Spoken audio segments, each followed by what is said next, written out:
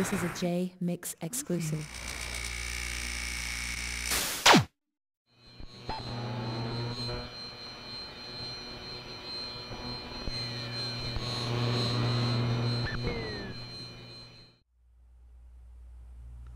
Valentino Griffith says that murder rap is going down the drain like Tupac said you can fake for a long time, but one day you're going to show yourself to be a phony. True. Yeah, I think it's quite suspicious. I mean, we ain't heard from them. They put out the patent video, the interview that was supposed to blow us the out, and RJ went and hired a specialist and showed that they were lying. And then Reggie Wright Jr. gets arrested, and boom, they're fucking ghosts. Maybe it has to do with who funded murder rap. But that is I guess that's another discussion. So what I'm going to do, I see you guys in the chat. I'm going to address some of the questions that were posed on the actual promo. And it's just a couple, so bear with me. And then I'm going to put your guys' chat right up this way. This way? Yeah, this way. And you'll be able to see your live chat. But I'm going to go ahead and tackle the ones that were on the promo. So, to answer the question, is it true that Frank Alexander was dating Greg Kading's sister at the time of his death? That is not true. Now, there has been pictures circulating of a certain female that Frank was involved with years ago. But Frank was not dating Greg Kading's sister at the time of his death. Actually, what Frank Alexander had been doing right before his death, he went on a European book signing tour. And it was more like a European tour because he was sleeping with several different women in Europe. I'm not saying that he didn't have an earlier relationship with Kading, which is Greg's sister. But at the time of his death, it had been years ago. The real story is, if anybody's ever seen the Tupac assassination Q&A, you're going to know that Greg Kading was trying to get an interview with Frank back in 2008. Frank was dating Kading at a certain time. And what happened was Frank signed a book, got your back, left his phone number in the book, left it at his house. A couple weeks later, he gets a phone call from Greg Kading wanting to talk to him. So that's where that rumor comes from. Greg Kading never did talk to Frank, by the way. But he was seeing Greg's sister, but in her profession, and I don't want to get too personal here, in her profession, that's not strange. And I'll let you guys guess what profession that is. And I'm gonna read your guys' live chat. Just let me get through these questions real quick. What do I think of Casanova the Don? The guy sounds like Tupac. I don't want to hate on the guy, but if you make your career sounding like Tupac, I don't know what to say to that. I don't look. This is going to answer a bunch of these questions. I don't believe that Tupac faked his own death. So the body double question, yeah, I don't buy that. I don't buy the body double, the helicopter, the faked his own death thing. Some people think that. Tommy D has alluded to that. But it's kind of conjecture. It's, what people might guess. Robert Orna had a really good question. He says, was Machiavelli Records going to be aligned with Death Row or Quincy Jones's record label? We had stories he was going to leave or stay and have his own thing through Death Row. Here's the easiest answer to that question. If you look at his handwritten, I should have had this for the live stream, but I didn't. But if you read his handwritten track list for Machiavelli, it says, actually the handwritten track list for All Eyes on Me, it says, be on the lookout for Machiavelli Records' first release. And it talks about Machiavelli Records. So Machiavelli was supposed to be released on Machiavelli Records. A lot of people have said that Machiavelli Records was going to be through Death Row. But in my opinion, Tupac had started Euthanasia So he kept his options open. Tupac wanted to be Suge Knight. He didn't want to work for a Suge. I'm not saying that the relationship was bad, but I think Tupac was smart enough to know at the end of the day that he wanted to have his own label and cultivate his own artists. And this was not a plan that came after he went to death row. This was a plan that started back in '94, called Out the Gutter Records. He was going to start that. So Tupac's main plan through his whole career was to have his own record label. But I think more towards the end, he was going to focus on acting, maybe some political stuff, but he was going to produce the Outlaws. And that's what he wanted to do, was be a music producer. So I think we can get rid of these questions. The latest on the rights, I just posted an update video. So I'm going to get rid of these questions. And I'm going to pop you guys up on the, try to get this lined up here, on the live chat, and we'll go that way. Oh. So. Alright. Bear with me. Technical difficulties. Alright, shout out to you, Choro. Eric. I'm going to look at my phone for these. It's kind of, there's a delay.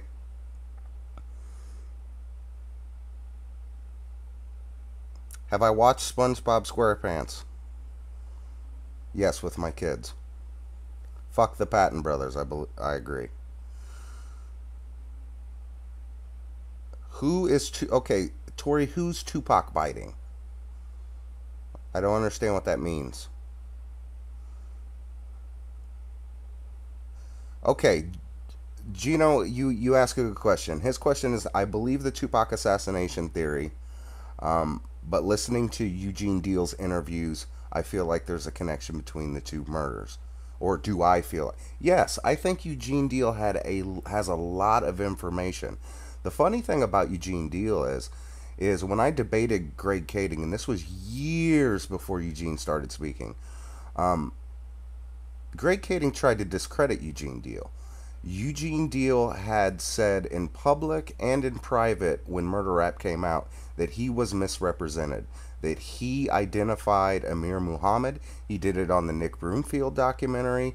He said without a question that the sketch of Amir Muhammad was the person involved.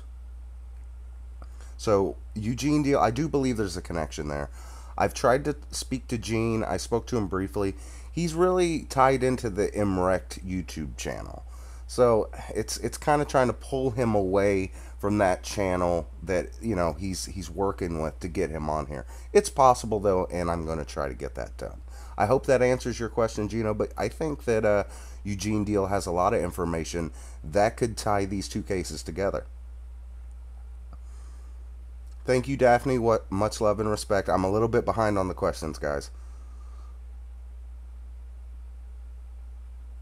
Why hasn't Detective Kendrick stepped up and spoke on Russell Poole? Can you get an interview with him? I don't want to give too much away, but I'm working on something that's going to be pretty big for Russell Poole. We're reaching out to a lot of people right now that knew Russell Poole, and we're going to put something out about Russell Poole. I can't say who the we is, but with Labyrinth coming out, the Johnny Depp movie, I've talked to Randall Sullivan. He reached out to me through LinkedIn, and I think we're gonna see something that's strictly like a documentary that's just about Russell Poole. So yes, these people will be contacted. Okay, JM Kazi, you asked, when Tupac went back to Suge's house after the beatdown, what did they do at his house? They smoked a blunt. They changed clothes. That was the plan. They went to his house. They were there for about 25 minutes, and they rolled up a bunch of blunts. They were all kind of congregating. They met up. Suge changed into that ugly fucking sweater that he's wearing, and they just kind of went to the house, get, you know, refreshed, kick back, kind of group up, so to speak, get their caravan in line. While they were inside the house, it's funny because there were several people parked outside the gate just waiting on them. And every report I've heard, they were in there about 25 minutes. Probably rolling blunts for the ride. I hope that answers your question. Was Orlando Anderson an honor student with a full ride to Berkeley? Look, I am not an Orlando Anderson apologist. I am not saying that this guy was the most upstanding citizen in the world. All I am saying about Orlando Anderson is there's just no evidence. The Vegas police didn't arrest Orlando Anderson during the raid, the Tim Brennan affidavit. During that raid, he was placed in handcuffs and arrested. He was never charged with the murder. They know something that the public doesn't. I don't believe it's as simple as a matter of Tupac saying "fuck you" and that's why Vegas doesn't want to solve the case. I just simply believe that Orlando Anderson had a good alibi, and he did have witnesses that put him in the hotel way past the point to where he could have committed the murder. That's why he was never arrested. So when we talk to people and we ask, what evidence do you have that Orlando was there? It's always word on the street and rumors, but like tangible evidence. It's something that the Vegas police never had, and it's something that these theories they just don't have. And I'm gonna go off on this just a little bit because Keith Davis is not a reliable witness. We have him on tape recanting. We have Darnell Brim and Corey Edwards in 1997 talking. They were asked about Keith Davis, and he said, "Yeah, that guy will tell anybody what they want to hear." Kathy Scott said that he was an unreliable gang snitch and said that Greg took the easy way out with interviewing him. So anybody who knows a little bit about the case and knows a little bit about the police reports, they know that Keith Davis is just a very shaky, very unreliable witness. And the reason that we put that tape out was just to show you how fucking unreliable this guy was. He will tell anybody what they want to hear. Okay, so I gotta catch up with these questions.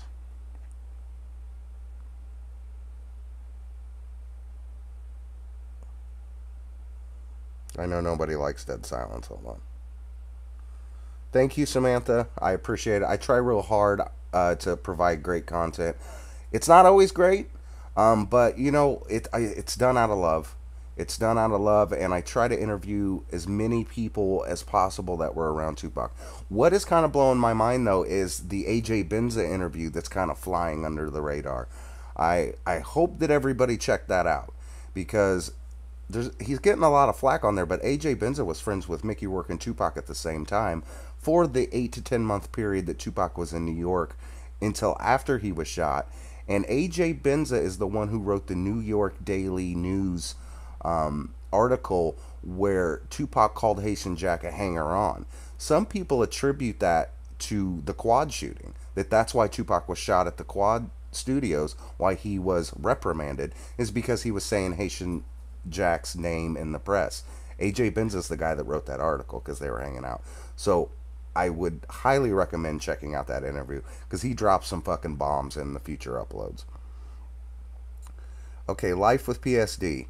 How much would it take to get an interview with engineer Marvin Morris, aka Mr. Pro Tools? I don't know. Sometimes all you got to do is ask. I mean, sometimes I could just ask them.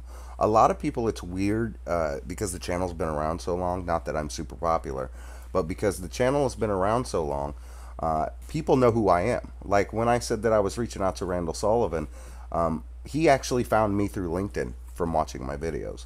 So, you know what? That's a good idea, and I will definitely check out Mr. Pro Tools because that would be a good interview. I'm working on about 7 at any given time, and what goes on with landing interviews is it's a dance. A lot of people will say, hey, Monday at 8, so you take your whole day off and you're sitting there with your questions and you're retooling your questions. They put you off for a day, and it's a never-ending cycle. So at any given time, I'm working about 7 or 8 interviews. There's still 30-40 people that I've interviewed that haven't been released, and there's still 10 or 12 people right now I'm still working on. The Tretch interview might not happen because of Gonzo. Gonzo went a little hard at him, but I think after things die down, I'll get that one too. Okay, just because. Did I see the DJ AG video trying to discredit Frank? I did. I think it's very clear whose side DJ AG is on. Um, he's obviously team murder rap. I just saw a picture on social media of him with DJ Vlad and some other murder rap fanboy. That's what they are. They're murder rap fanboys. I guess the same could be said about me with like Tupac assassination. But the thing is I was talking to Greg Kading and RJ Bond before either one of those documentaries dropped. I have personal relationships with both, and I base my opinions on case files and facts presented. Other people, DJ AG is who we're talking about. He just wants to ride the popularity train. I want to let you guys know something right now. If I was to do a video tomorrow that said Orlando Anderson was the killer, I was wrong, and I started dedicating my channel to a narrative that I didn't believe in, which is Orlando Anderson did it, my views would triple. For people saying that I'm in it solely for money, you would have to ignore the fact that I'm going against the grain. I'm saying the unpopular opinion. It would be so much easier for me to say the popular opinion and gain views and subs. And I think that's what DJ AG is doing. The guy is intellectually dishonest, but discrediting Frank. Look, Frank's an easy target because he self-admittedly changed his story. But like I've said a dozen times, Frank Alexander told me personally, you change your story too when you're watching Sugar's homeboys kill people. And for anybody that questions that, go check out my backup channel, which is Tupac Death Row channel.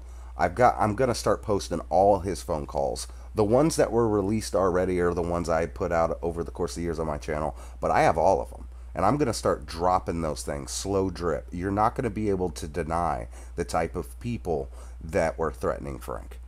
I'm getting a little long-winded. I'm getting to your questions. Ed Camacho says Orlando had to be a pawn. Why does a known gangbanger do interviews trying to clear his name, which never been released, only a few SECs, and then sue Zaffini for the beatdown in Vegas? That's a good question. I mean, either it's really fucking ballsy, or he was really innocent. I talked to Stephanie Fredericks, who produced All Eyes on Me. She's also working on the documentary Who Killed Tupac on A&E, the 6-hour one. She was the only person that actually, that sit-down interview that you see is Stephanie Fredericks conducting that interview. I will have that full unedited interview on this channel. We're just waiting for that special drop, but I will have the exclusive. The reason I bring that up is because she said she sat across from this guy for 2 hours and she didn't believe it for a second. She didn't believe that he was a killer. And if you Google Stephanie Fredericks, if you ever listen to the gang-related soundtrack, that's her going, "This is Stephanie Fredericks reporting live from the Lock 'em Down Penitentiary." That's her. So she has ties with Death Row, and she would have every reason to come out and say, "Look, I think he did it." And she doesn't believe that he did it. And I can't really speak for Edie, but it's been told to me that Edie doesn't think that he did it either. But that's just my speculation. Don't hold me to it. But I think the Orlando question is pretty good. I mean, it goes against most common sense for cold-blooded killers to go on TV and sue Affini. And about that lawsuit, he did sue Affini for that beatdown. She countersued him for wrongful death and lost. She lost that lawsuit against him. He won his to the tune of $80,000. So if that tells you something. Anyway, I'm trying to keep up with you guys. Did Snapchat already locate Tupac and Biggie? Oh shit. Michael Moore died from an Oxycontin overdose. There has been this thing about cocaine and what have you. It was Oxycontin. Michael Moore, I got to be careful what I say because people like to watch this channel and then send me threatening lawsuits, but I was told that Michael Moore was in a relationship with somebody who had a problem. And if you've ever been in a relationship with someone with a substance abuse problem, there's only two things that are going to happen. You are going to join in that substance abuse problem, or you are going to try to get them to stop their substance abuse problem and leave them. He apparently joined in the fun. That's an alleged, but he overdosed on pain medication. Okay. Amir Muhammad looks like the drawing of David Mack, Gino says. I don't see that. But, it's all in the it's in anybody's perception. I mean, if you perceive it to be that way, it's like the half dead part of the confession letter, the weakest link of the confession letter. It doesn't really matter if half dead, if Tupac stole a song from Half Dead. All that really matters is that he thought that Tupac stole the song. And it's just like, you may think that looks like David Mack, but the witnesses that were there said that it looked like the Nation of Islam guy. So, I mean, Eugene Deal's been pretty solid on that point, so I would take his word for it. I would take Russell Poole's word for it. But, it very well could be David Mack. Does anybody know when Tupac started wearing his euthanasia medallion? I do. He started wearing it in 1994 during the filming of Bullet with Mickey Rourke. Watch the movie. That's the euthanasia chain that he's wearing. So that euthanasia chain was pre-death row. He had always planned on having his own company, Euthanasia, and that chain had been around before he went to prison. Samantha says, I hope you get Suge on. I have been promised a Suge Knight interview through close personal friends. I don't want to air him out. But as soon as he can talk, I've been promised an interview. Whether or not that happens, it's Suge Knight. So, he says a lot of shit. So Castro did hook back up with Napoleon. That's great. I didn't know that. That's news to me. If you guys know more, go ahead and fill me in. Christo says they used the COINTEL program against him. What do you think? I think that they did. I think John Potash is right in the sense that COINTELPRO was being used to target black leaders. I believe that that's the truth, and to a certain extent, I believe that that they might have been watching Tupac the night that he was shot. Do I think it was a COINTEL program that killed him? No, because we believe that the Pattons did. I believe it was a power grab by Reggie Wright Jr. and Sharifa. Might as well say her real name. Before I get to the questions, there's something I want to address. I respect Mutabil. I respect Napoleon. And he came on Vlad and he said what he did about Orlando Anderson, which was really vague, by the way. But I've had people say, well, he's a Muslim now. He's not gonna tell a lie. That's a slippery slope. If he was told something but didn't see it, and he repeats the story, he's not telling a lie. We need clarification on a few things, and I really don't want to take a shot at Mutap, but for the longest time he did cover for his cousin Roddy in the killing of Gaddafi. So there's a lot of misinformation going on, and like I said on an earlier live stream, it's politically correct now to say that Orlando Anderson did it. So a lot of people are. I mean, it's just easier, But I tell you what, in 2006, nobody was saying that. It's called the winds of change. Jmix, Little C 1240 said, Jmix, where did the Euthanasia Records come from? Did he just change the name from Machiavelli Records? No. Euthanasia was what that came from was, that's what he wanted to call All Eyes on Me. That was his, after Me Against the World, there was even some discussion on whether Me Against the World was going to be called Euthanasia. It was originally going to be an album title. And some of you guys have seen the track list. That's where that comes from. And it's a play on words like euthanasia and euthanasia. Euthanasia being, assisted suicide. And euthanasia meaning basically a bunch of young cats who ain't scared to die. But that has been around. It was in Tupac's mind 93, 94.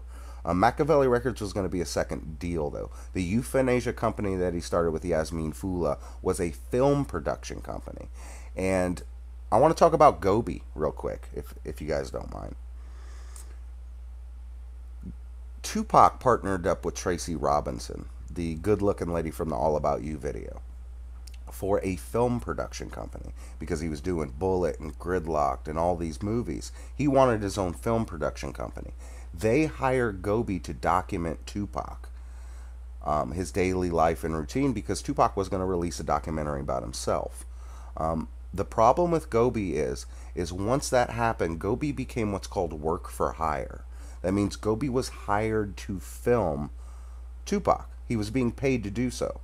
So all these years later, in these copyright strikes and battles, Gobi never had copyright to any of that stuff.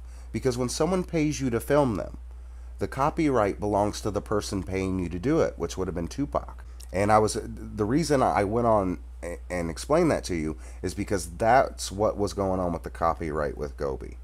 And that's where Euthanasia comes in. Because it was Euthanasia, the company, that hired Gobi. Not Death Row Records. Tupac, Tracy Robinson, and Yasmin Fula hired Gobi. So that was Tupac's material. All that video you see, like for the 7 Days Project, that was violating Tupac's copyright, which defaults to Tom Wally and the estate. I hope that helps. Have you or anyone seen the MGM bar video of Baby Lane? Okay. I haven't seen the footage. I'm just going on credible sources. But there's also witness statements. Corey Edwards puts him there. And keep in mind, Vegas had access to all those cameras. There's multiple cameras there. If they would have saw a window that Orlando Anderson could have left and that alibi wasn't true, that he was at the bar, they probably would have arrested him. So it's just one of those things where I've been told it exists. I've been told that's part of the reason they didn't charge him. But no, I do not have that video, and I have not seen it. So I'm just being honest. That's the whole point of this Q&A. I'm going to be as honest as I can. You know, I don't have an axe to grind here. Like I've said 1,000 times, if it turns out that Orlando Anderson was the shooter, which I don't believe, you know, I'll accept that. But I feel that there's more evidence to say that it was an internal setup. Did Tupac suck toes? That's just fucking weird, dude. Yeah, I'm going to read all these. Trolls or not. Okay, Big Largo East LA says, I saw a YouTube channel called Dark Knight Brighter Day, and they uploaded a video claiming one of the Patton brothers was at the MGM stalking Tupac. Can you check it out to confirm it? I've seen the video. It looks like Malcolm Patton. Is it Malcolm Patton? I have no idea. It looks like Malcolm Patton. The only way we'd know for sure is if we got a hold of some technology that, like the FBI has, that can scan faces. And that's another point. You know, the FBI, if they really want to get involved with this case, I think we'd see it solved. Like R.J. Bond has said, and like Michael Carlin has said, you got to get the fucking case out of L.A. And with the Reggie Wright indictment, it's looking like if this case has a chance to be solved, it's now. So it's a very exciting time for all of us. And I think the first murder that's going to be talked about, though, with this Reggie Wright situation is going to be the Notorious B.I.G.'s. I think Reggie Wright's going to flip and lay that in Suge's lap. Even though Greg Kading and Mike Dorsey said, oh, Reggie Wright Jr. couldn't have had nothing to do with that. I bet you it turns out that he did. But I'm speculating. Okay, All About Asia says they never really get into the detail about what was going on in the hospital or anything. Why do you think so? There's several stories from inside the hospital.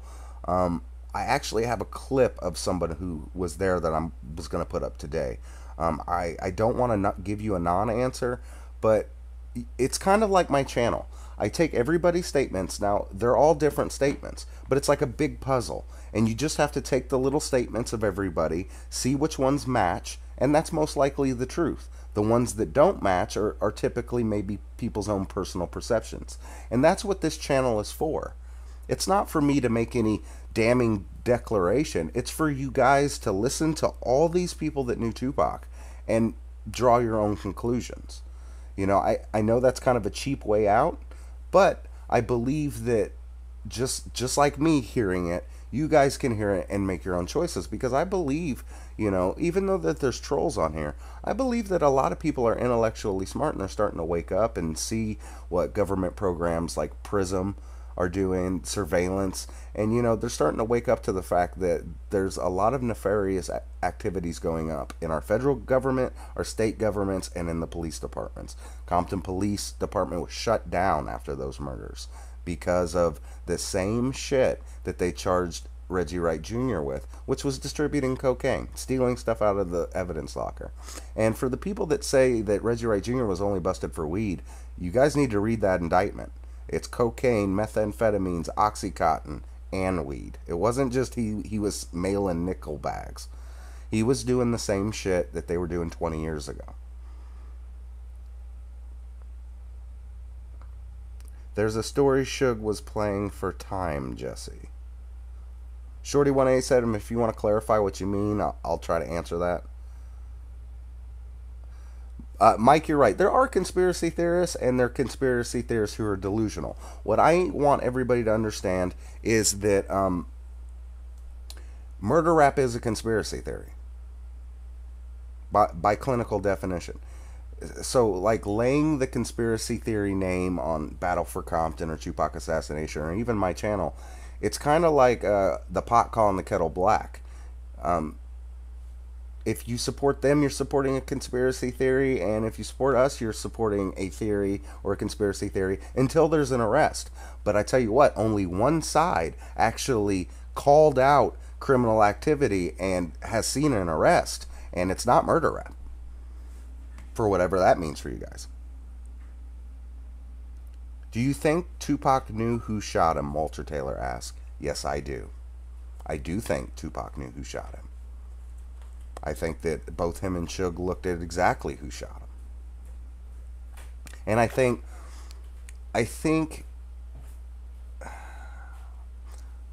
that was part of the intention. Maybe not just for Tupac, but I think they wanted Suge Knight to know who was shooting at him. And I think he did.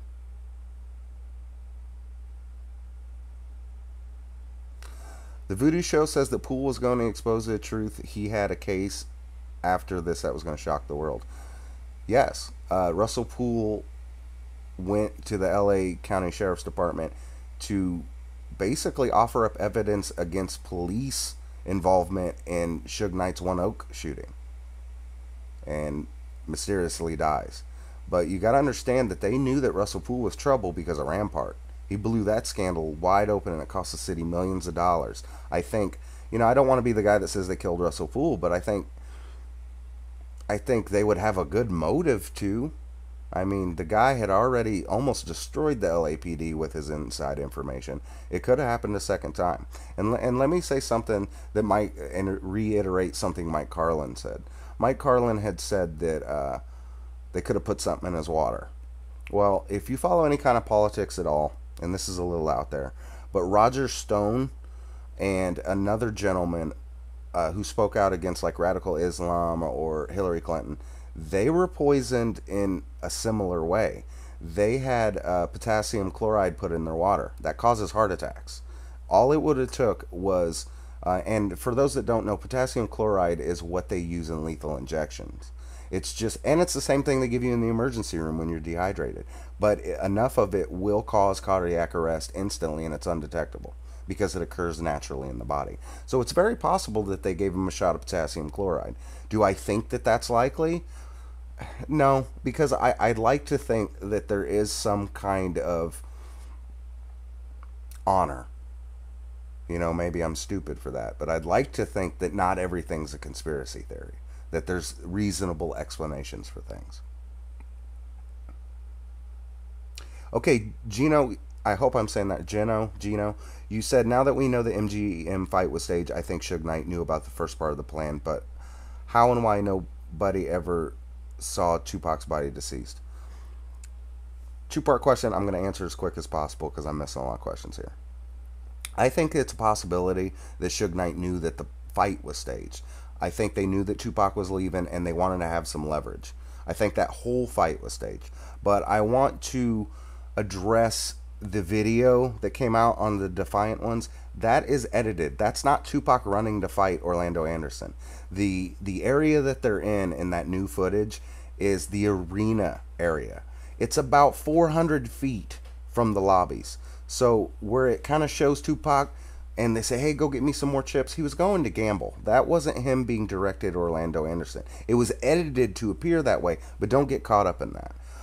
And why nobody saw Tupac's body deceased, the biggest and most credible theory I have about that was that Afeni wanted him cremated instantly.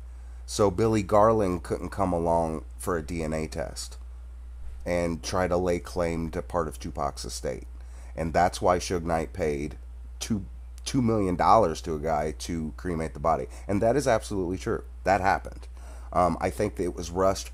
So if he had any kids out there, it was to keep the money. All right, they were thinking business, and I'm not slamming Afeni, but you have to look at these things. Like, there was going to be people after Tupac's death coming out of the woodwork wanting I had a kid by Tupac wanting a DNA test. Oh, Tupac, that's my son wanting a DNA test. And I think that's why nobody saw his body. And I actually have another clip of Frank talking about him being on the phone with the nurse at UMC, and hearing that he had blued, he flatlined, and then while on the phone with the nurse, them saying they had already took him out the back door. As soon as he flatlined and they announced him dead, they took him out the back door. That's strange. I'll give that to anybody who is a believer in the alive theory, that is very strange. Pool was after the truth. Yeezy808 says, Jmix, there's a rumor that Tupac knew or had met Orlando before the fight at the MGM. It's propaganda at best. If there's a picture of the two of them, I'd like to see it. But Tupac knew a lot of people. I mean, he was in California shaking a lot of hands. There's a lot of... Tupac must have been the most photographed rapper ever, because there's pictures with him and almost everybody. I would think that if he ran into Orlando Anderson, there'd be a picture, but it's possible that there's not. Okay. All About Asia says, do you believe Suge saw the individuals in the white car, and if so, do you think he'll ever tell? Like he's holding on to that secret. I think that Suge is actually, for as much bullshit as he spews, I think he holds that street code pretty well. I don't think that he would snitch. I think that if Reggie Wright starts to talk on him to get out of his federal case, that Suge might try to talk back, and that's going to be an interesting situation. But I think the reason we haven't heard anything yet is because I don't believe that Suge Knight is a snitch. I just don't believe it. He might be a liar. He might, say grand stories, but a snitch, I don't think so. Because the guy does operate off street credit. He still has it. Is the bike cop lying? Chris Carroll, I believe so. When I saw that news story of Tupac saying fuck you to the police, look, I didn't believe it. And the reason I didn't believe it is because I had a close friendship with Frank Alexander. And Frank told me countless times what happened. That was never part of it. Frank said to me directly that Tupac was covering his chest like this, trying to breathe. He had a lung that was punctured, so he's breathing out one side of his chest. And he's saying, Frank, I can't breathe. I can't breathe. And with a punctured lung, you're not doing much talking. So maybe when the paramedics were loading him up, he might have said that, but I feel like that would have came out. It wouldn't have took 20 years for him saying fuck the police to come out. I question Chris Carroll's motives, if that makes sense. Okay, John Black, you said you're thirsty for more interviews. Who do you want me to interview? Because I will try. I will definitely try. I've been reaching out to everybody. I have a lot of them. I have a feeling that I'm putting out so much content that some of it's being overlooked, though. And I don't want to waste the interviews. I want to let everybody know, too, for August, it's not going to be daily uploads. I have a couple topics that I want to make 20, 25-minute, 30-minute videos of. So you're going to see less uploads in the month of August. But they're going to be bigger uploads, and they're going to include a lot more statements. I'm trying to present things thoroughly instead of just dropping loads of information out there. It seems to be overlooked. It's not about views. It's just, I think with so much content being pushed out, that the important stuff sometimes gets overlooked. Because anybody that has a YouTube channel knows it's all about the title.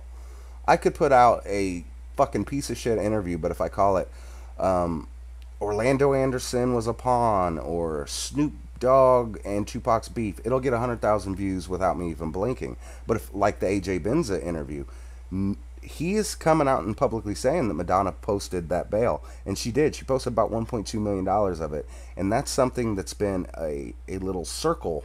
You had to be on the inner circle to know that, because they weren't talking about it.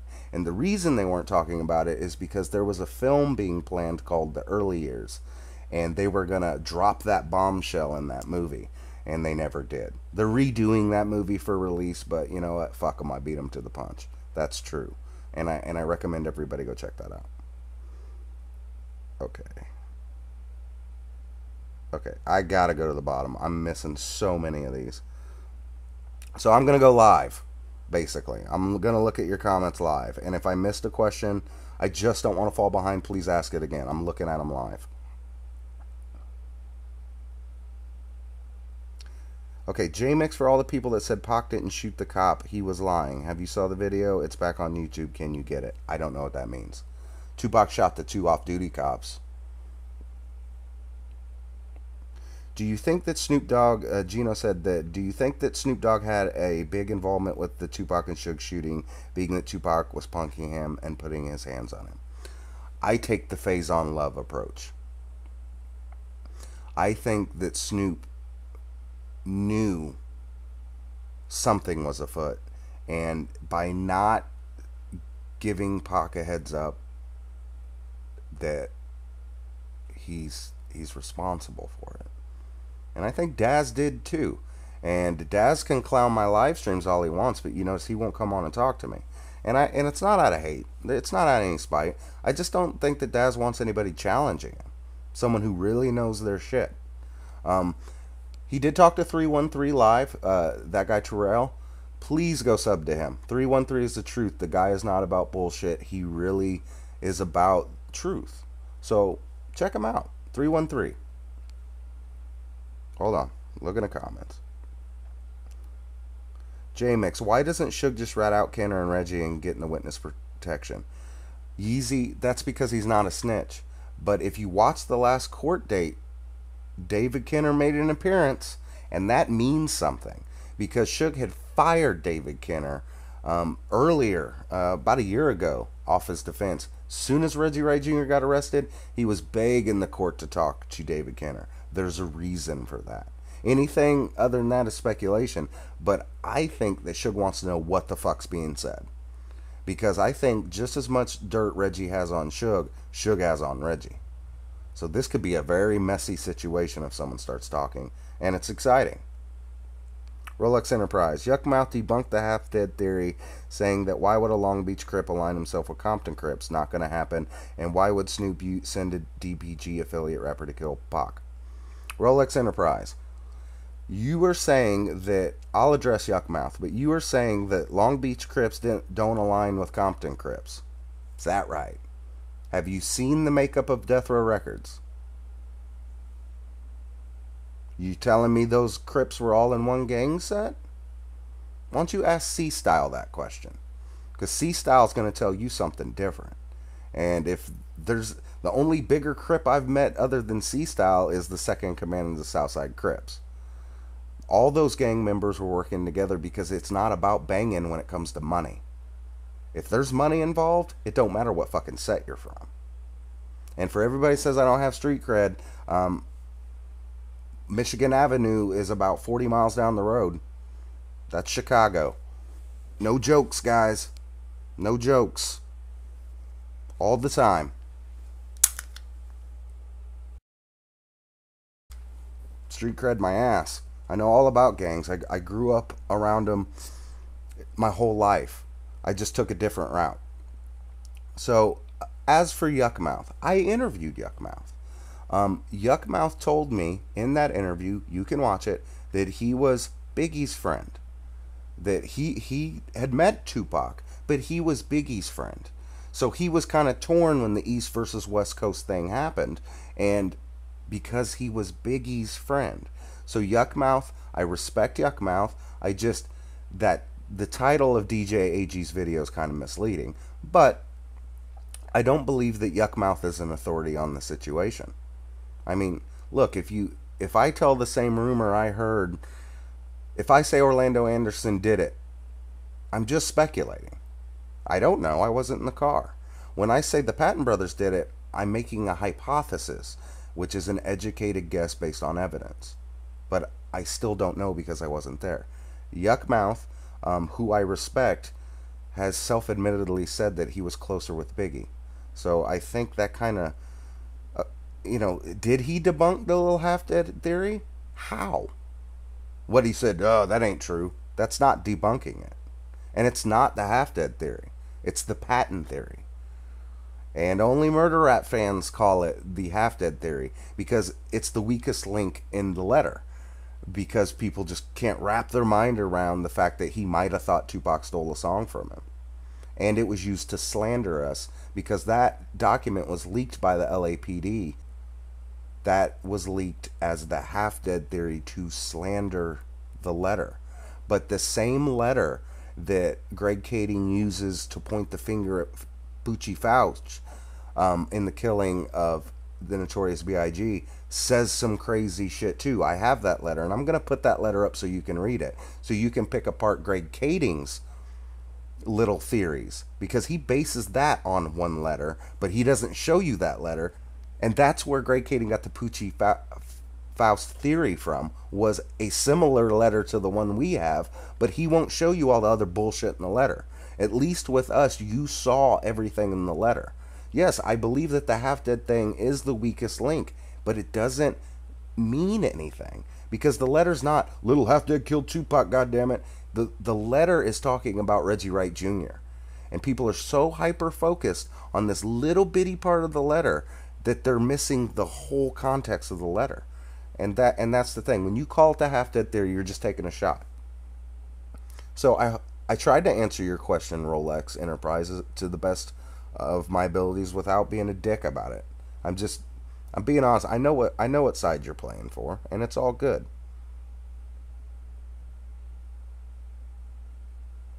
Luke, AJ Benz Luke, you were talking about AJ Benza.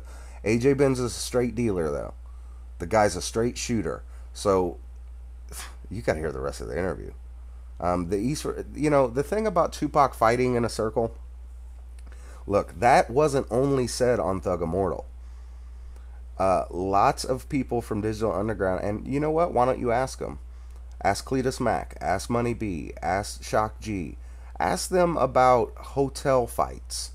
Tupac would start fights and then have other people actually do the fighting.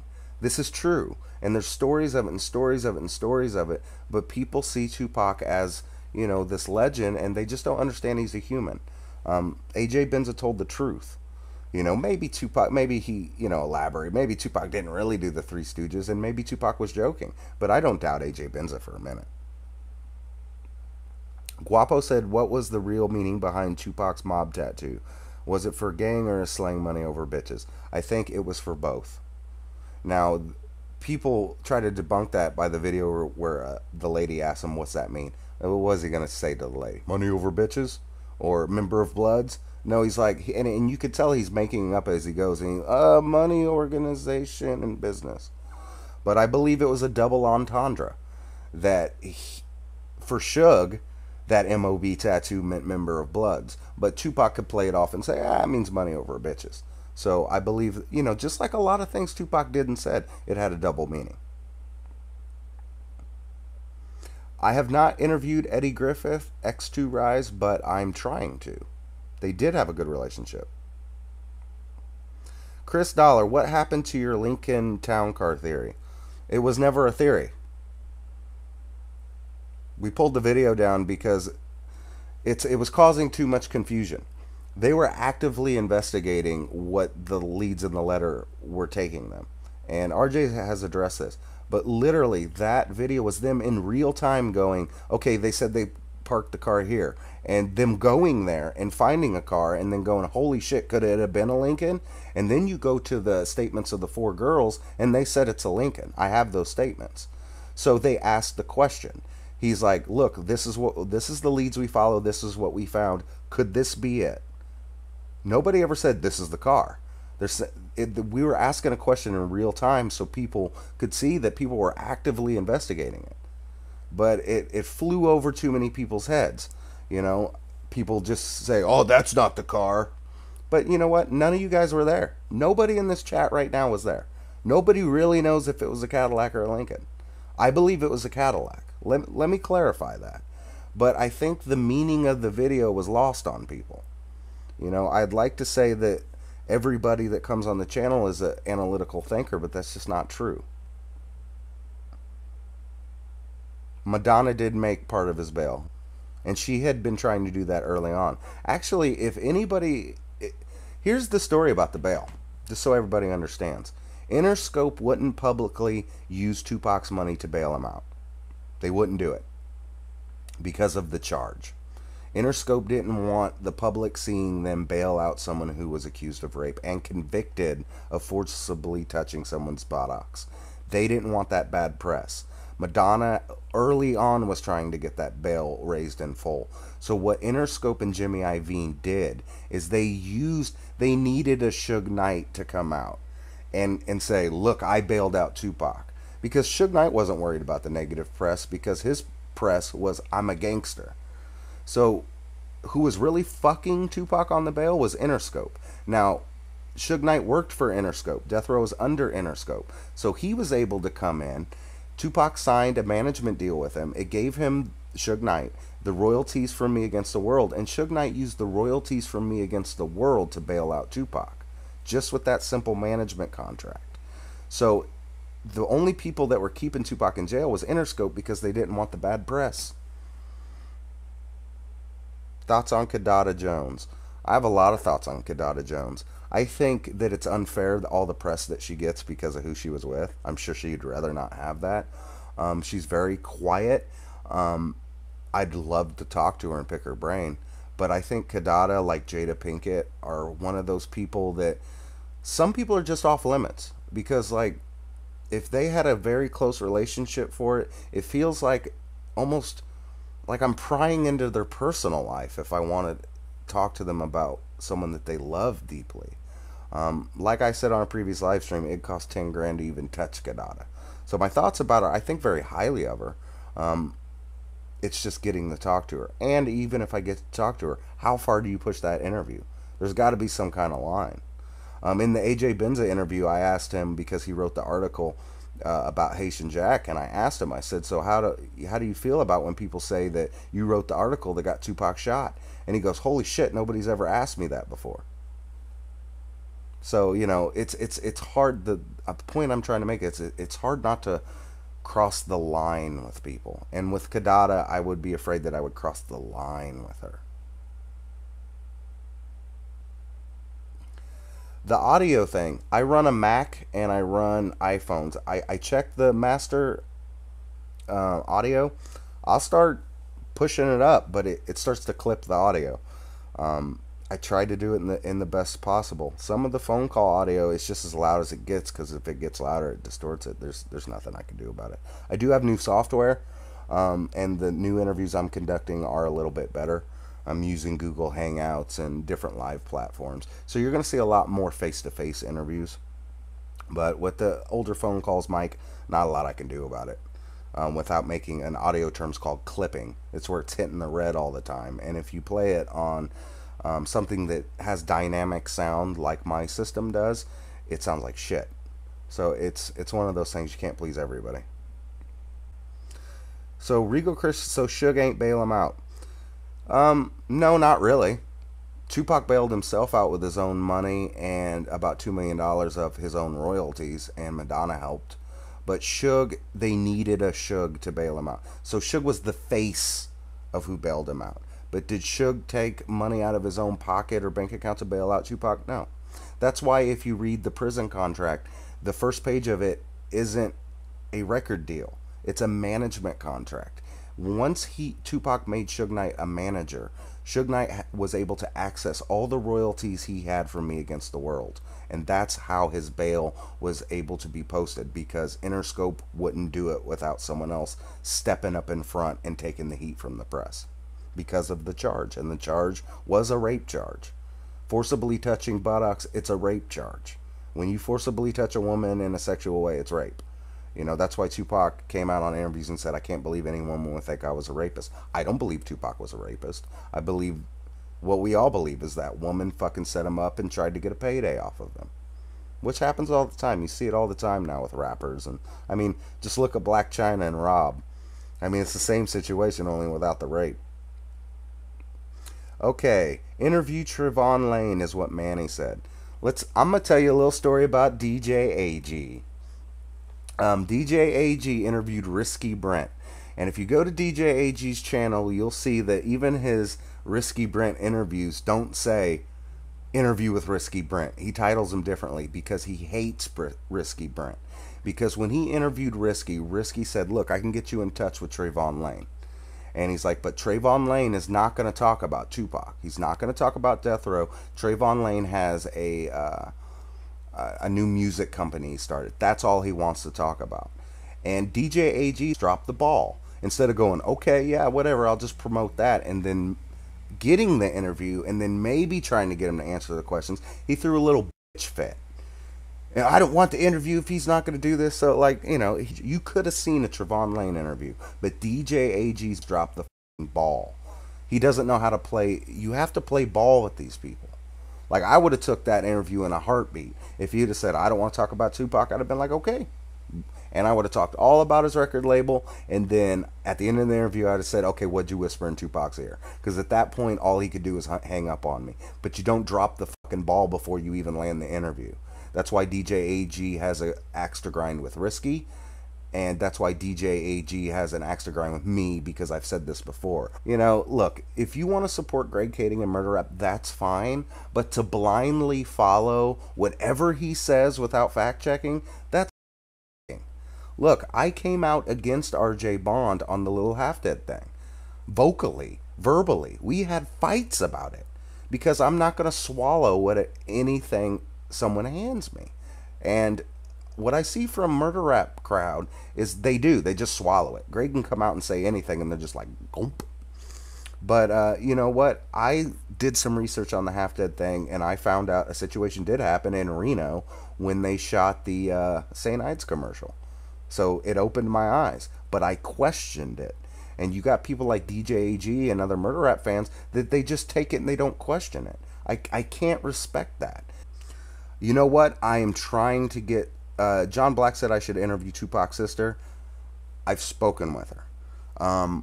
She is going to start doing interviews here soon, and hopefully I'm one of them. And you know what, Rolex Enterprise? You know, I wasn't directly speaking about you. You've made some comments sometimes that lead me to believe that you're a blind follower. And then sometimes you've made some comments that lead me to believe you're an analytical thinker. It's hard to tell inflection through text. But, oh, just for the record. Oh, let's address it, though. Didn't you tell Greg, oh, I'm sorry, we're going to attack you in an email? Nope. Got the email? You know, my motto is put up or shut up, so put it the f up if there's one, but there's not. And that's right, the real road killer. Why does DJ AG delete and block anyone who says Orlando Anderson wasn't the shooter on their videos? Why? It doesn't fit your narrative, does it? Now, I didn't want this to go in the beef shit, but, you know, they're watching. Okay, so, sorry, guys. I apologize. That's beneath me. Yeah, unban him, Mike. Let him talk. Okay, D-Block says he wasn't clowning you, Jmix. Daz was just frustrated that all of you didn't believe it was him in the chat and keep going live to prove it. Then he started cracking jokes. It was, you know, it was just a guy with no picture that says Daz Dillinger. I mean, it's hard to believe that was him. Once I did, you know, I tried to get him to talk, but he didn't talk. I'm a scared little white boy obsessed with Tupac. Okay. Alright, DJ AG. What are you then?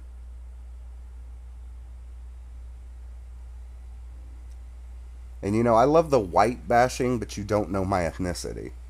I love how you say I'm white, but white people don't. It's funny. So, but anyway, enough with the race shit. I never knew Frank Alexander. You want a phone number? Do you want to hear our recorded conversations? Do you know Greg Kading, or did you Skype Greg Kading? Sorry. Mike says that you've noticed the murder rap camp is quiet lately. Yeah, bet they are. Yeah, the star of their film just got charged with 10 federal indictments. Yeah, they scrubbed him from the IMDb page too, and they said Tupac fan base was hacked, so they pulled all their posts.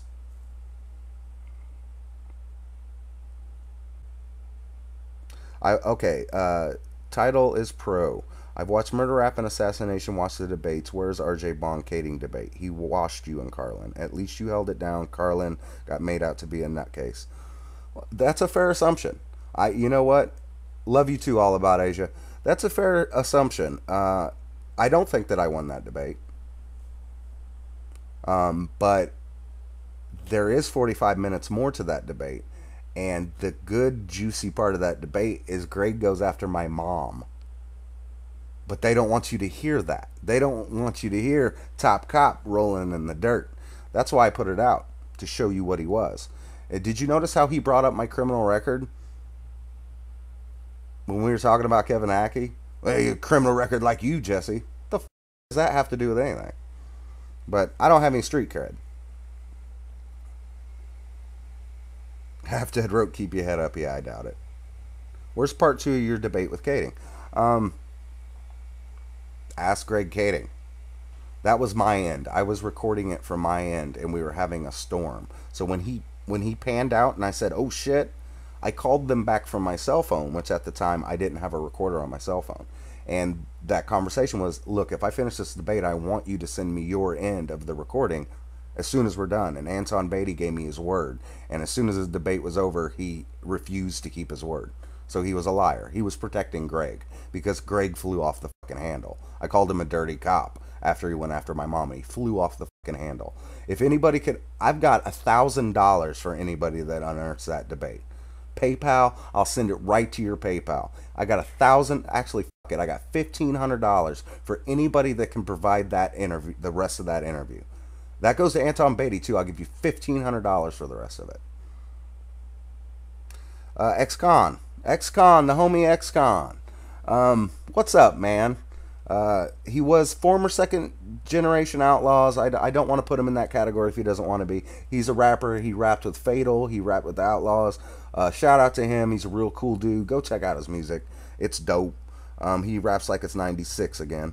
But I lost your question there, boss. Oh, I lost your question. Sorry. You're welcome, Christopher, for the content. It's my pleasure. Okay, title is pro. V1 said the witness at Anderson at the bar was a friend, so he could have easily been lying to cover his friend. Perhaps.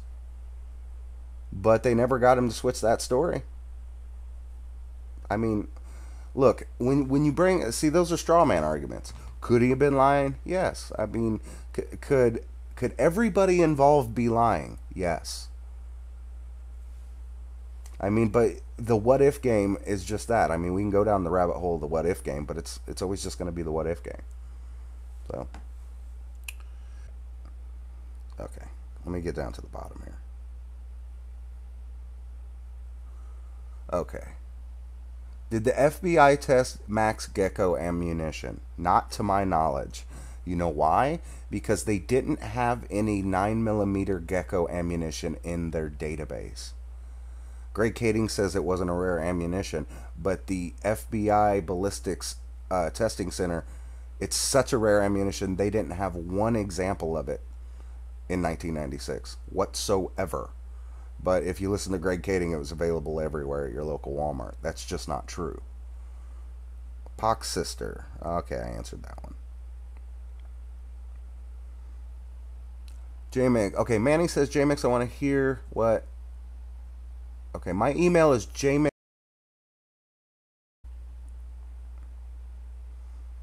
DJ96. Great to hear your side. Nice channel. Thank you.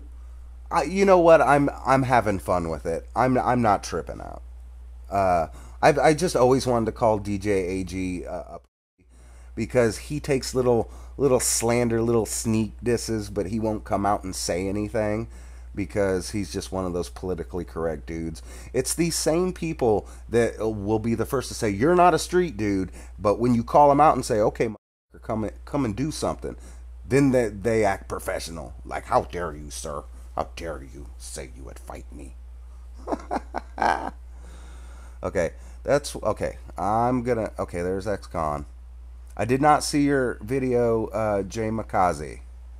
Do you think Pac will get justice? You know what, Dominique? I think we're closer to it today than we ever have been. Do I think that he'll get justice? God, I hope so. But I think just with the heat that Reggie Wright Jr. and Suge Knight are in, no matter how you look at it, and I'm all about freeing Suge, I think Tupac's starting to see some justice. Because the people that stole from him, the people that put him down, they're being punished in this life. And at least Tupac gets to be in paradise. That's why I don't believe that Kading won the debate. You know what? At least somebody saw it. He would sidestep every point I made. And, you know, there were instances in the debate where I would give him the point. Even though I didn't agree with him, you know, I would give him that. I'd be like, okay, let's move on. He wouldn't do that. It's hard to debate, nah-uh. I can say, hey, you put this in your book and then you publicly said this. You're not a cop. So it's hard to debate with the nah-uh defense. I mean, I was sitting there spitting as many facts as I had studied for it, you know, for a long time. But XCon, is anybody still investigating the One Oak shooting? It seems very slow if they're doing anything about it. That's a good question. I don't know. Russell Poole was, and then he died. There is video camera footage of a off-duty, on-duty cop letting the shooters in. I do believe that's a carryover from 1996. I think that's what you said to me previously. I think Suge Knight has made a lot of enemies, and I don't think they're street enemies. You have to understand that Death Row Records was a cocaine distribution front, started via Harry O and Godfather Records. Initially, it was a setup to run cocaine, and when you're making albums, you can hide a lot of money. When you have 1 million album sales, with The Chronic, you can hide a lot of money that way. And I think that Suge Knight's real enemies aren't street dudes. They're police officers. That maybe back in the 90s they were just street cops, but maybe those same police officers today are now lieutenants and captains. So Suge Knight has a right to fear people, but it's not street dudes that he has a right to fear. Suge Knight knows too much. Okay. What caliber was used in the Park murder? In the Tupac murder? Keefy D said they were given a Glock 40 by Zip. You always thought it was 9mm. Tupac was shot by a 40 caliber Glock. There's speculation about return fire, but they never found any shells. And they never found any evidence of separate guns. Even though I believe there was more than one gun, at least on one side or the other, there was never any evidence of it. So that's tough. Is Vlad really working for the feds? I have no idea. But I've got some opinions about Vlad. I'll keep to myself. Jesse, have you ever tried interviewing Death Row's attorney? No. Attorneys won't tell you nothing. Like, people ask, will you interview David Kenner? What's he going to tell me? Nothing. What does your lawyer tell you when you're arrested? The first thing out of his mouth. The first thing he's going to say is, don't say anything. And that's the thing. Interviewing lawyers, I think, is kind of pointless. What about the Notorious B.I.G. murder? I think that it was a retaliatory killing. Eugene Deal is saying a lot of good stuff too, but I think, I don't want to lay anything on someone who's in jail. I'll just put it that way. The Real Road Killer. Oh, just so everybody knows that we're not the same person. The real the Real Road Killer says you can't lose a debate when everything the person you're arguing with is 100% bullshit. Yeah, I thought so too. What about Sam Snead? What do you want to know about Sam Snead, DJ Gary? Interview him? You know what? I'm actually working on that right now. I just got his email. So yeah, I would like to know about the meeting and the beatdown. I've heard several different stories of it. I'd like to hear it from him if he'll talk about it. Look, I know a lot of people don't want to talk about getting their ass whooped, but it's so historical that I would love to get his perspective about it. Savage Draco, I have no idea what you're talking about. Two types of Cadillacs. I mean, I had a '97 Eldorado. I mean, there's different kinds of Cadillacs. I can't. Okay, Glock into can't turn a Glock into a 9mm. You can change guns in the different calibers. I don't know about a Glock to a 9mm though. What's up with the William Lassane video? Me and Willie had a kind of a verbal thing over politics on Facebook, and we had to make up from a mutual friend who's friends of both of us. And I also kind of tore into William about what he said in that video when they were asking him. I think it was outside the Rock and Roll Hall of Fame, or around that time. They were like, "What do you think about the Sharifa Reggie theory?" And he starts going into, "I don't see why Suge Knight would sit there." He completely missed the question. He started talking about the Suge Knight theory, that Suge Knight had Tupac shot, and he completely missed the question, which was, what do you think about the Reggie Wright Jr. Sharifa Knight theory? Because it pissed me off a little bit that he didn't listen to the question, and then people use that to kind of slam our theory, even though he didn't know what the fuck he was talking about at the time. That's not his fault, but the interviewer, the person that asked the question, should have said, "No, I'm not talking about Suge Knight. I'm talking about the new revelation that Reggie Wright and Sharifa Knight had something to do with it." What about the doctor that pronounced Tupac dead? I don't know what doctor that is. I don't know his name. Big BG Knockout interview bullshit. I've addressed it before. No, it's not bullshit. BG Knockout has said countless times that Orlando Anderson was unfairly targeted for that murder. I don't think that he really gave up anything in that interview, but like I've said before, it's politically correct now. Like, look, if I go on television, it's like saying black versus African American. One's politically correct, one isn't. So when you're on Vlad, it's best not to make waves. I think he was trying to do his best to give a politically correct answer and not make waves. That's my honest opinion. All About Asia asks, have you seen the interview with Black Jesus, aka Timmy Rue? I have. There's a lot of good information in that interview. He talks a lot about Reggie Wright, which is very, very telling. There's a certain level of bullshit to Timmy Rue. You can tell because he's got a substance abuse problem. But overall, I thought the interview was actually played out better for our side than it did the other side. I was going to do a review, like you ever see how people do the breakdown interviews where they play the interview and then stop it and then give their commentary? I was going to do that with it, but the Truth Channel, who's run by a lady, she doesn't like me very much, so I'd probably get a copyright strike real quick. I still might, but he says some factual stuff, but Timmy also says some stuff that's not so factual. Hold on. What's my take? The one Cadio says, what's my take on Noble and Edie? Gonzo was hating hard on them, but I don't think they have every right to do as they did, and I don't think they ever sold Tupac out. I think that I think Gonzo was absolutely correct about Noble and Edie. If you listen to the interview where he's talking about they're all sitting in the car, that's what you got to take into account. I don't think his problem was with Edie. I think his problem was with Noble, and then Edie just wouldn't say anything. So Gonzo, and I want to make it perfectly clear, I don't co-sign everything Gonzo says, and I don't co-sign everything the people I interview say. I just put it out. If they want that out, I put it out. And when I did the interview with Gonzo, he said, look, I'll do the interview. It was a real hot time for Gonzo. It was right when Doc Hicks was doing it. But I think he makes a lot of good points that that people consider it hating, but you got to understand these guys have known each other for 20 years. It's like calling out your little brother. If I call out my little brother, am I hating or am I calling him out? It's a fine line. All right, I'll get a couple more of these, and then I got to jump, guys. But let's see what we got.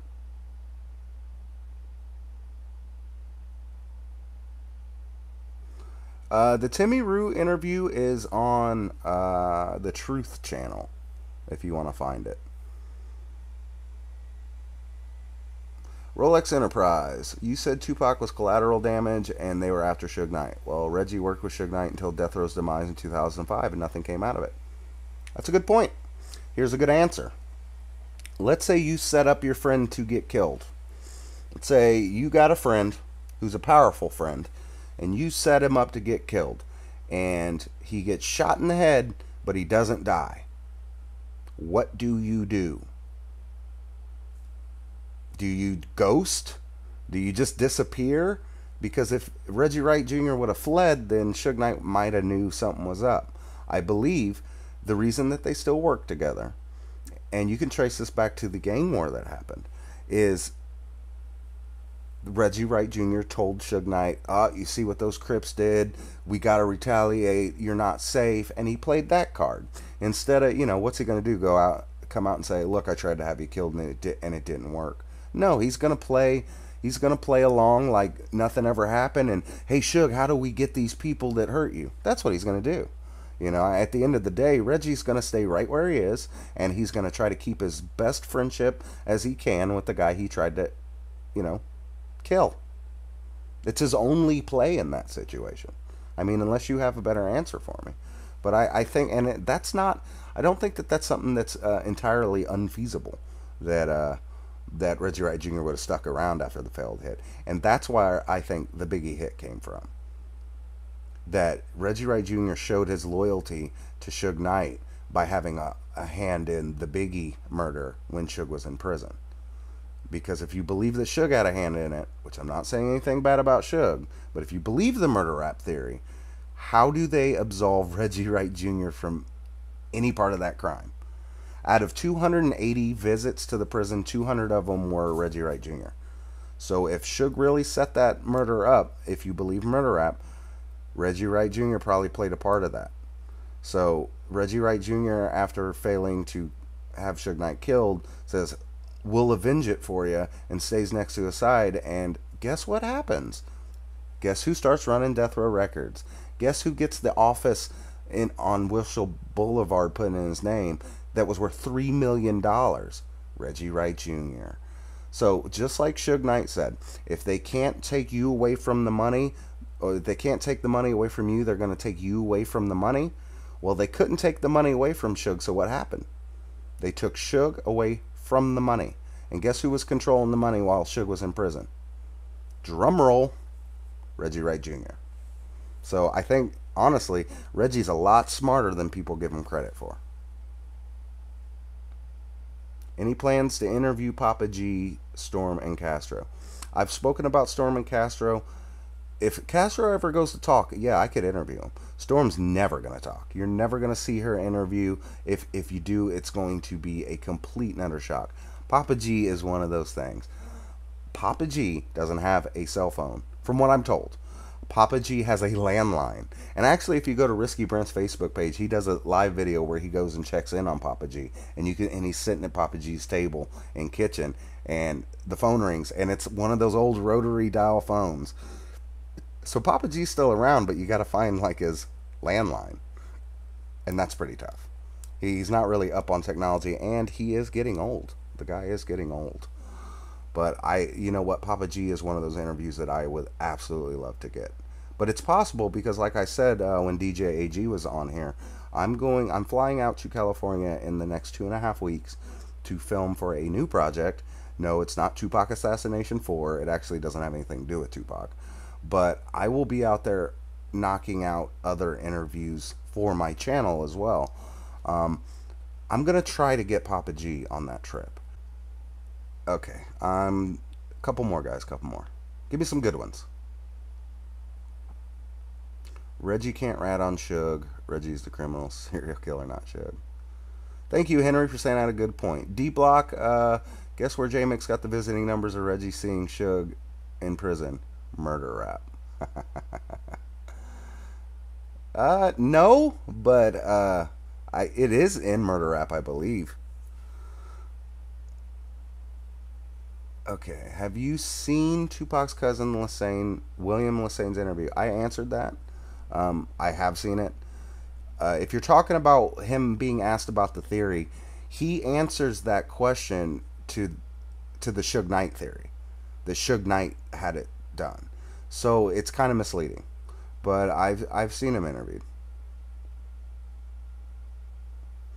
Jesse, even if they found a suspect, wouldn't they have to prove he's dead?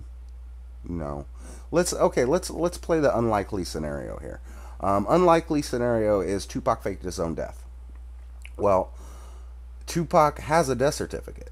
Even if you fake your own death and you go missing for like 6 months, they can have you legally declared dead. If you're legally declared dead, they don't need a body to prosecute a murder. They've prosecuted several murders without bodies. I think the first one was in the early 80s, but they've done that multiple times. And another thing is Vegas can close the case right now and blame it on Orlando Anderson. Today. They can close it and say, you know what? We have evidence that says it was Orlando Anderson, but due to him being dead, we're just going to close the case. There's a reason they have it, and that's because they ruled him out as a suspect as early as 1997. Do I believe that Snoop Dogg, Rolex Enterprise again? See, bro, I'm not mad at you. I will answer your questions, man. I have no issue answering your questions. If we want to be polite to each other, I got no issue with it. Look, before I answer your question, people don't get smarter by talking to people that agree with them. People get smarter by talking to people that don't agree with them. That's how you sharpen your skills. So, and possibly you know this. I'm just talking to the broad audience. So let me answer your question. Do I believe Snoop Dogg sent subliminal shots at Dr. Dre on the Dogfather album? Yes. I believe on the first track, if you listen to the first track, that he's sending subliminals at Tupac. But you got to keep in mind, he was working on that album for 4 years. So you don't know who he's really taking a shot at, but yes, I believe there's subliminals all over that album. Especially the new rough draft that Bomb first leaked. Shout out to those bootlegging sons of bitches. But yeah, I think there were subliminal shots being taken. If you're asking me to quote it verbatim right now, I couldn't. But I've listened track one. Just listen to track one. Dorsey was saying how cool Reggie was with Suge and gave that number out. Oh, did he? D Block, very possible. You've always been a good supporter. I'm not arguing the point, but I got that number early on. I think I might even have got it from Kathy Scott. I'm not sure though. DJ Gary, thoughts on Gonzo not believing Snoop had knowledge of the Pac shooting? Gonzo's a Crip. Gonzo's friends with Snoop. I don't blame Gonzo. I mean, everybody's entitled to their own opinion. I'm not mad at Gonzo for that. Look, a lot of people that I talk to don't agree with the theory. I talked to Toylin Kelly, who's Suge's wife. She tends to lean towards Orlando Anderson, but even herself, she's admitted that when Thaddeus Culpepper came out and said what he said about Suge, talking about Sharifa Knight and Reggie Wright, that she agreed that the lawyer said that. So, my thoughts on Gonzo not believing Snoop had knowledge of the Tupac shooting? I don't think Gonzo's looking at the evidence. Gonzo, he's not studying case files and, watching documentaries. He's out there making good music. Happy Birthday was a dope album, and The Code, when it drops, is going to be super dope. So, we're not I can't fault people for not agreeing with it, but it's just one of those things where you have to agree to disagree. Jungle Allison, did the beatdown in Reno of Lil Half Dead really happen? Yes. What's the most damning evidence you have against murder rap? the point that shuts their project down. Grave rubs me the wrong way, but he has points too. The greatest evidence I have against murder rap is murder rap, is what he wrote in that book. He wrote in that book lies about what he was fired for or what he retired for, and he wrote lies about what happened in Taurus Ramos, and he wrote a description of the Impala that he's changed the story about 4 or 5 times. Murder Rap the book is the biggest piece of evidence against murder rap. If you read Murder Rap the book and then watch the documentary, you're going to see glaring inconsistencies. And the thing about the truth is the truth never changes. If I tell you a story and it's the truth, you can ask me 10 years from now, hey, what was that story again? And the story should be the same story. But once that story starts changing, it's indication of a lie. So the biggest evidence I have against murder rap is the book, Murder Rap, the actual book. I hope that helps. What do I think about BG Knockout saying Orlando Anderson had the death row chain on the night of the beatdown? I don't know, but there's camera footage of that. I don't see a death row necklace around his neck. Afterwards, who knows? But I can only go by the visual evidence, and visual evidence doesn't show a death row chain.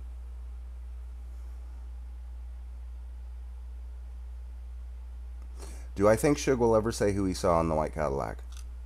No. That's just some street shit. I don't think he ever will.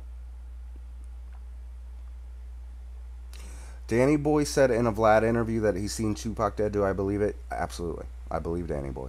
A lot of people hate on Danny Boy, but there's one thing about Danny Boy. He's never been about that bullshit. He came out as gay in the face of a fan base that don't accept that shit. He's never lied to me. So if he says it, I believe it. I absolutely believe it. I believe that Tupac is dead. So what happened to Lloyd Lake? Well, he was trying to finance a film with Reggie Wright Jr., which was obviously being financed with drug money. So what happened to Lloyd Lake? He just dropped that project like a hot potato. I'm friends with him on Facebook, though. It's crazy. I'm friends with Little Half Dead on Facebook. Crazy, huh? Melanie Martinez. No, there is really no such movie as Tupac Assassination 3. It's called Tupac Assassination Battle for Compton.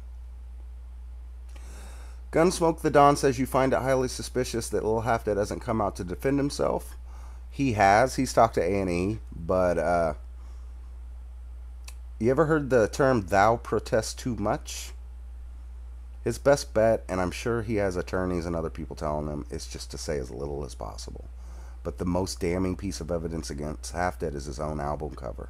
Even Daz can't explain that one away. Okay, Jmix, what's your opinion on the neck tattoo? Machiavelli, was it a real tattoo or fake? It was real. The reason you don't see it in the autopsy picture is because of lividity. Tupac was being leaned to that side during the autopsy and the blood rushed to it. It's actually there. You just can't see it because the whole part of his neck is swollen and bloated. I believe it's real, and I believe it's in that picture. Just like people say they don't see car keys in the ignition of the BMW. There's not a ring of keys, but there is a single car key, if you look close enough. The thing with some conspiracies, and I'm not knocking anybody, but, people, cognitive dissonance is a real thing. People want to believe what they want to believe, and they're gonna look for different things to believe in it because, it's their hobby or whatever, but people tend to believe what they want to. They follow... true objectiveness doesn't really exist that much. Everybody seems to have a motive. Everybody seems to have some kind of an agenda. And let me reiterate to you. No, don't ban him, Mike. Let me reiterate to you guys. If I wanted views, if I wanted subs, if I wanted to make money on YouTube about Tupac, I would co-sign the Orlando Anderson theory. Look, you can do a YouTube search right now. Look how many views that Orlando Anderson videos get. It's ridiculous. If I wanted to go, if I really wanted to make the money, I would come out and say Orlando Anderson did it. I just don't believe it. It cost me money to say that I don't believe it. So I really believe that Battle for Compton and Russell Poole and RJ Bond and Mike Carlin, to an extent, have really cracked this thing. And you know what? If people didn't believe it before, now that Reggie Wright Jr. has been arrested for the same thing that was being alleged in Battle for Compton, maybe you guys would take it a little bit more seriously. I'm not sure. I got the Machiavelli poster from Risky Brent. It's signed by Risky Brent. I've said before that Risky can be a dick sometimes, but his artwork is always on point. He always delivers a good quality product, and I support Risky. You know, if you read his book, I can't remember what it's called, whatever book he put out, but he takes a shot at me at the end of the book. I promoted his book to like 30,000 people, and then I finally read it, and he takes a shot at me. But you know what? I tell you what, Risky's a good dude. His art is on point. His merchandise is on point. You can trust a transaction with Risky. And I'm not trying to insult Risky. I'm just trying to be honest with you guys. Do I think Jimmy Iovine could have involvement in Tupac and Biggie's death? You know, I almost wanted to say yes and then end the live stream real quick just to f with you guys. But I've had people tell me in private that they do. That I don't want to delve too deep in that, because literally those Jimmy Iovine is still a power to be reckoned with. Jimmy Iovine, they're kind of trying to stop the Machiavelli book, and I'd like to talk about the Machiavelli book before I get off here, if anybody like really wants to know about the Machiavelli book. The Illuminati theory in Tupac's death, I don't buy much into that. COINTELPRO is real. The surveillance on the Black Panthers was real, but I just don't feel that the Illuminati, number one, is a real thing like people think it is. Do I believe that there's bankers that are in control of everything? Yes. But if the Illuminati was what people said it was, once the internet happened, they would have drastically changed their name and broken up into organizations, because there's too much information out about the Illuminati for them to actually be the Illuminati, if that makes sense. What do I think about Snoop Dogg's song "Don't Get Pimp Slapped," where he raps about busting on Suge out the white caddy? I think it's suspect. Look, the thing about people that know stuff is here's a case in point. I knew about the songs, the Bury Me a G radio version and the Peep Game 2. And as soon as I said something about it on a live stream, 2 days later they leaked. Okay? People that have inside knowledge can't help themselves but to slip up and say it. So I believe that diss on Pimp Slap by Snoop Dogg was maybe a Freudian slip or an intentional slip. You know, he was insulting Suge, and I think he knew that Suge would know what he was talking about. And it just goes to show that people self-snitch all the time. You know, even Snoop. Was the last pic real? Yes, that picture is real. And a lot of people get it wrong. They think that it was taken by Leonard Jefferson standing on the street. Leonard Jefferson actually pulled up in an SUV alongside him, and that's when he took the picture. For those that don't know. But that's a real picture.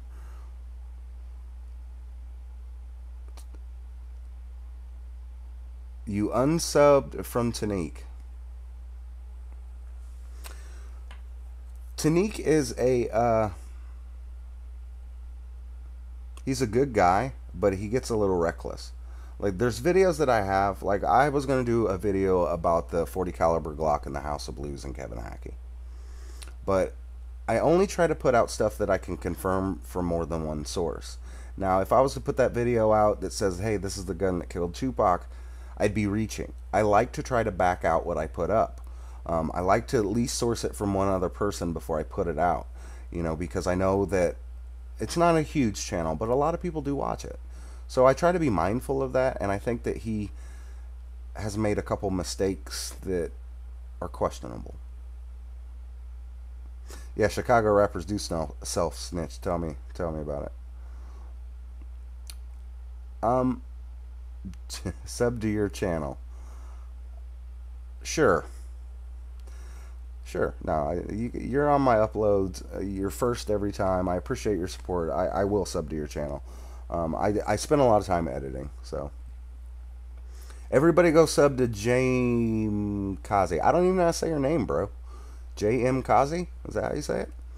The autopsy picture, yes, I think it's real, and my sources say there's more. There's 2 or 3 more.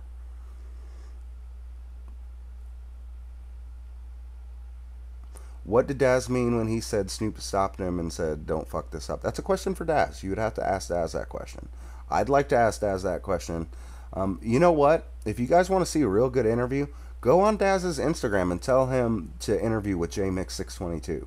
Because if the fans demand it long enough, he's going to have to. And I tell you what, if I get Daz in this other little box over here, if I can get it back and forth with Daz, I guarantee you I can get Daz to say some shit. Because I know stories about Daz that Daz doesn't know that anybody knows. Because I spent time with C-Style, who's basically like Daz's dad. And I've talked to some people that known Delmar for a very, very long time. So go on his Instagram and tell him to jump on one of these interviews. Because I tell you what, it'll be the most entertaining thing you've seen. Just his facial expressions when I tell some of his stories. I just said Tanique gets some of his stuff wrong, and that, you know, I try to be a little bit more thorough. I like him personally. I've known him for a long time. But that's really all I said about him. Thank you, All About Asia. I appreciate you. Thank you very much. I would like to interview Kadada. I talked about it earlier. It's just one of those things that you don't want to press too much in someone's personal relationships with somebody that they actually loved. And it'd be very expensive.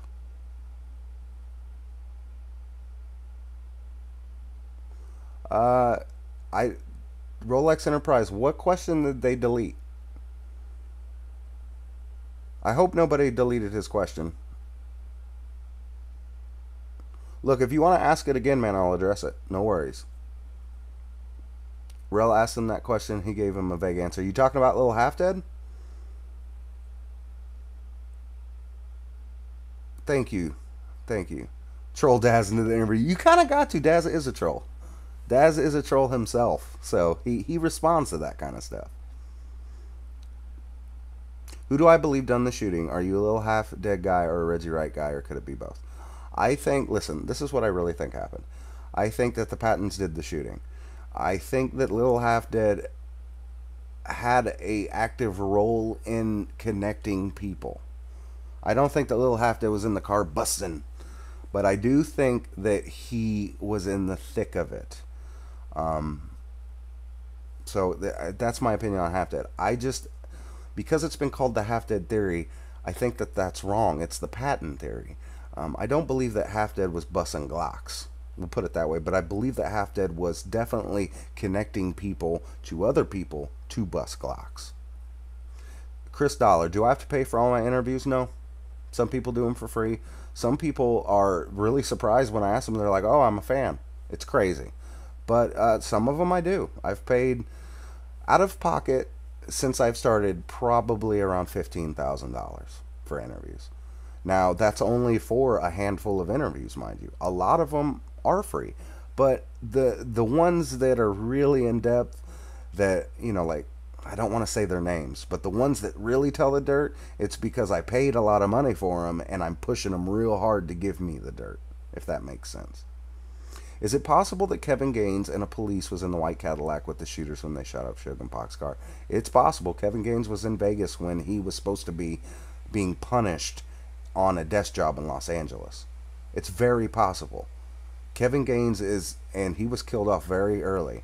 And someone had asked me earlier, did Kevin Gaines in Orlando, that they thought Kevin Gaines killed Orlando Anderson, when Kevin Gaines got killed before Orlando Anderson. So, but the Kevin Gaines connection, it's murky areas, because Kevin Gaines was sleeping with Suge Knight's wife.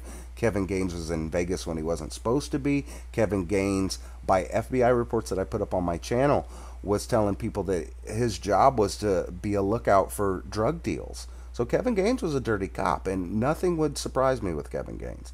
I just don't have enough proof to come out and say the answers to what you want. DJ Gary, I'm working on Jewel and Michelle A, but getting through Bruce is a motherfucker.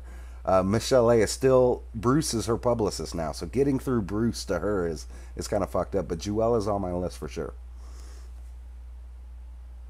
Thank you, Chris. If the Pattons did it, why are they not dead? Because nobody knew who the Pattons were. If you're going to use a shooter, you use somebody that nobody really knows who they are. But if the Pattons, why were the Pattons on camera lying about it? Susan Constantine is credible, and she said that she staked her whole reputation on that they were lying. Why are they lying? Why would they have a reason to lie? And how did Greg was able to get in contact with them oh so quickly? That's odd. Those are questions you need to ask. Analytical thinking. What? Okay, I see that Rolex Enterprise. What was the issue I had with bombfirst.com? See, I answered your question. The issue I had with bombfirst.com is they robbed me. Long story short, Tupac Nation was a website that I modded for, and we put out a mixtape.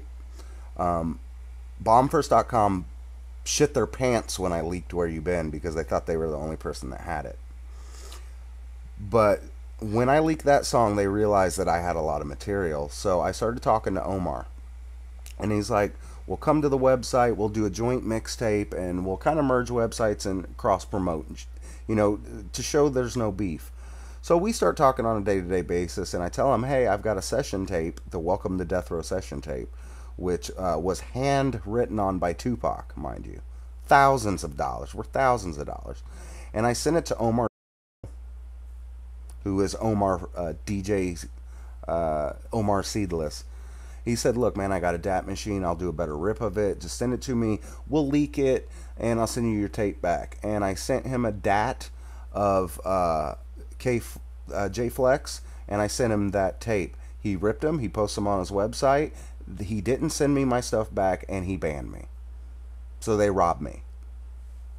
But, you know, what am I going to do? Am I going to fly out to California and go, you know, knock on his door? It's pointless. You know, but they're thieves. They're thieves. I'm saying that because, Rolex, you asked it, and because it's the truth. So I don't have to worry about slandering them when I'm telling them the truth. Lay Legend, never mind. I'm not going to go there. I do not think we will see another Tupac album, and here's why. The royalties that are made right now that Afeni Shakur was getting before her death, the royalties on the Pac albums that are already out are millions of dollars a year. Afeni was taking home $900,000 just on royalties from All Eyes on Me at the time of her death. In order to put a new Tupac album out now, they have to pay the people that were on the features, they have to pay the producers, they have to do sample clearances. All that costs an enormous amount of money in order for them to possibly make money. But we're not in the age of a million record sales anymore. You know, would a new Tupac album would it be worth the money that they would have to spend to actually put it out? And the short answer is no. Paying everybody to put the album out would actually cost them more money than it would make, because they're still making $2 to $4 million a year off the albums that are already out. I think what the estate is doing is they're compiling all the stuff, like the stuff they took from Gobi, the stuff they took from Kendrick Wells, the stuff that they've been screwing people over for years. They're stockpiling all this, so in 15, 20 years from now, they can do like what they did with the Doors. Start putting out box sets and, you know, start putting out collections. But one thing needs to happen first, and that's the people that worked on these albums need to be out of the picture. And if that means waiting on these people to die, that's what they'll do. Business is a shrewd motherfucker, and once I got into Hollywood and started doing production deals, I learned that very, very quickly.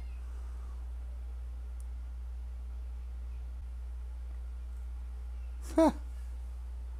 I didn't hear Puffy's version of Hit 'Em Up. Just because I will upload the important parts to the channel. I'm going to leave out the DJ AG slams, but I'll schedule another one of these. I've just ran a little later than I should. I appreciate everybody coming on the stream. I kind of got to cut it short. So thank you guys. We're going to be up Sunday with RJ Bond, and I'm going to try to get that guy Rel from 313 to get on here. Oh shit, before I go, I'm going to give you guys an exclusive. So, check this out. Guess what this is? This is the Machiavelli book. That's the original title. And to show you, here is the Machiavelli book. Does everybody want to take a good look at that for a minute?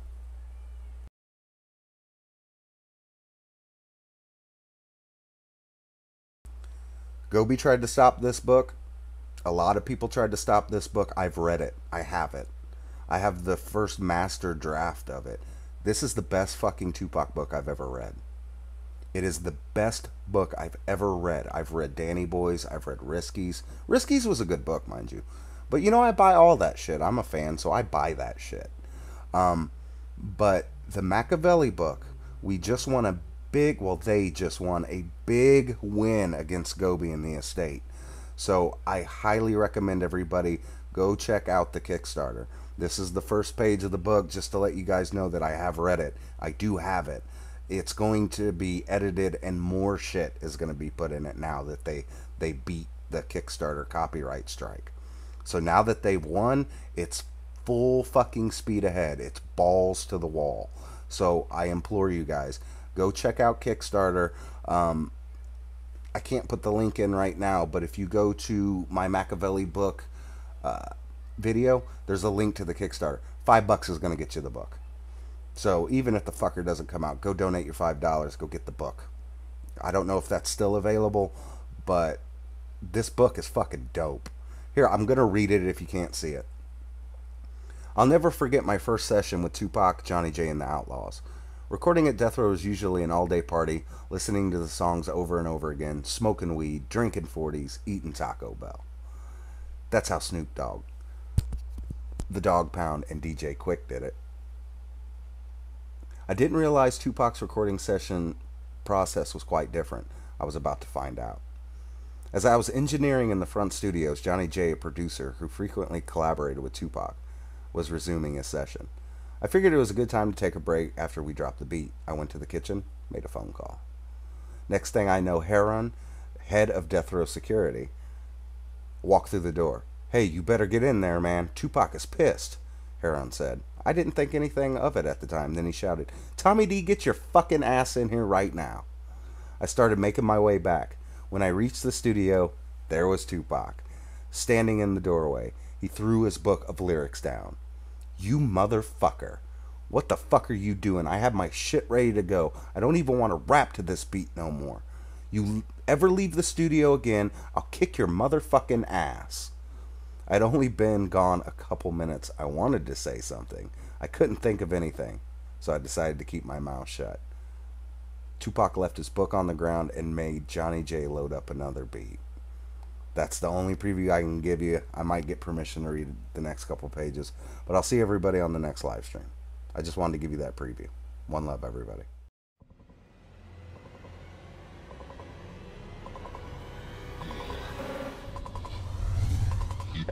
Yeah.